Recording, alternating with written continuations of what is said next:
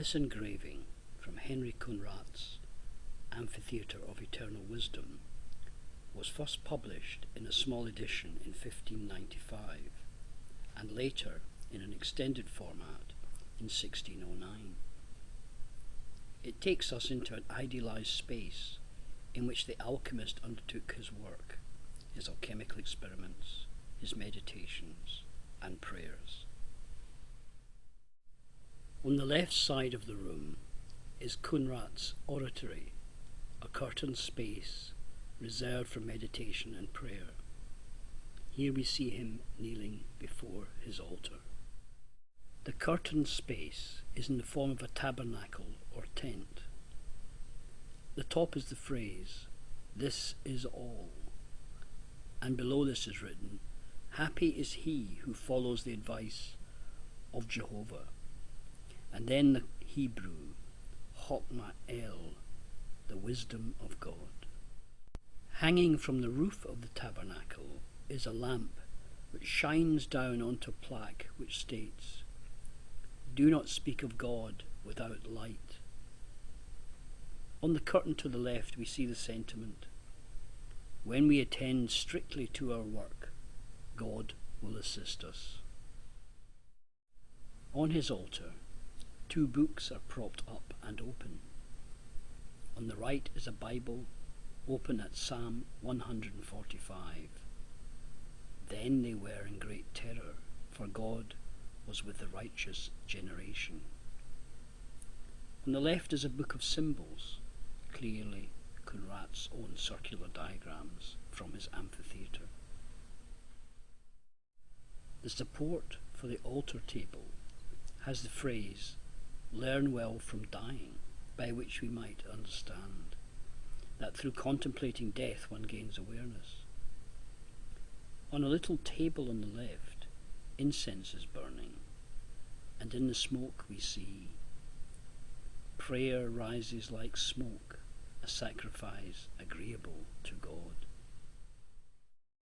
On the right is Khunrath's laboratory, with a number of furnaces and ovens placed under a large chimney supported by two columns, one being reason and the other experience. High on the chimney breast we see a coat of arms bearing the motto, "Neither rashly nor timidly." The columns support a shelf or ledge on which various flasks and containers are stored. This ledge bears the inscription, "That which is wisely tried again will sometime succeed." The alchemist must be patient, but if he keeps trying his processes, he will ultimately reach the goal. Some of the substances in the flasks are identified: azot, mercury sublimate, ros coeli, the heavenly dew, hyle, and so on. These substances are the source material for the outer practical work, just as the books on the opposite side of the alchemist's chamber are the reference library for the inner work of alchemy. His basket of coals, necessary to fire the furnaces, bears the inscription, "Do not hold back from using coals." In the right foreground is placed a group of three different furnaces. On the left, a distillation from an alembic into a receiver for the spirit. In the middle, a tall portable furnace which heated the work slowly. Thus the inscription, "Festina lenti," the more haste, the less speed.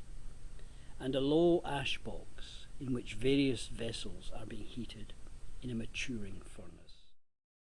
In the central foreground is a table, on the front of which are a number of musical instruments, viols, lute, etc. On the cloth is the statement, "Sacred music makes sadness and bad spirits fly away, because the Spirit of Jehovah sings happily in a heart filled with holy joy." Under the table we see a store of alchemical apparatus.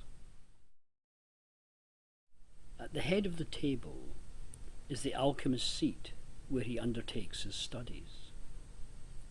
On the left, towards the side of the oratory, are writing implements, while on the side of the laboratory are scales, a grinding stone, and little measuring vessels. In the background, we see the door into the alchemist's bedroom, with his bed on the left and a door opening out into the world beyond. On the portico leading to his bedchamber is the statement, "Be vigilant even when asleep." When we look up to the ceiling, we notice a chandelier with 7 candles burning, each point probably related to the 7 planetary metals. High on a roof beam is written, "No man can be great without divine inspiration." For Khunrath, alchemy could only be pursued by uniting the inner spiritual struggle for closeness to the divine with the outer experiments of the laboratory work. The two were to be brought together into a harmony like that of a musical composition. Contemplation and prayer were as essential a part of the work as poring over crucibles and feeding one's furnaces with coals.